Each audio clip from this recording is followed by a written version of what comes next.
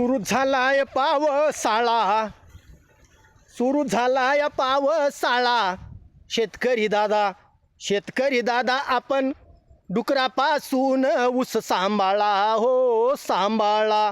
आसव खाल्यावर पिक पैसा येणार नाही पदरात. म्हणून आज जमंगवाडी येथे परवडवार कंपनीच्या शेतात ऊसाची पाहणी करत असताना अगदी डुकराईनं हा ऊस सगळा खालेला आहे. तरी ते परवडवार शेतकरी आहेत, ते स्वतः होऊन काय ऊस लावताना काय काय त्रास होतो आणि ह्या डुकराईनं खाल्यावर काय होतं.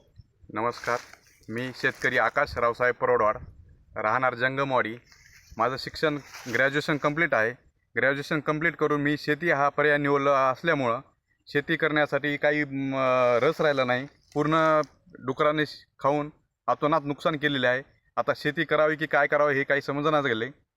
म्हणून मी बरं, तुमची सरकारकडं या बाबतीमध्ये काय मागणी आहे? सरकारने पीक संरक्षण हा कायदा नियमात आणून काहीतरी शेतकऱ्याला पीक नाही, फूल नाही, फुलाची पाकळी हे देण्यात यावी ही सरकारला नम्र विनंती. सरकारनं तुम्हाला तार कुंपण द्यावं की पीक संरक्षण कायद्याच्या अंतर्गत हे सगळे प्राणी उचलून त्याच्या वन विभागाच्या असलेल्या जमिनीमध्ये सांभाळावं. तुमचं मत काय आहे? सरकारनं पीक संरक्षण कायदा घेऊन हे सगळे प्राणी सरकारच्या ह्याच्यात घेऊन सांभाळावे. म्हणून माननीय या मतदारसंघाचे आमदार साहेब यांना सुद्धा विनंती आहे, आपण वाढदिवसात खूड दिवसात जिल्हा परिषद निवडणुकीत रमलात त्याच्याबद्दल तुम्हाला धन्यवाद.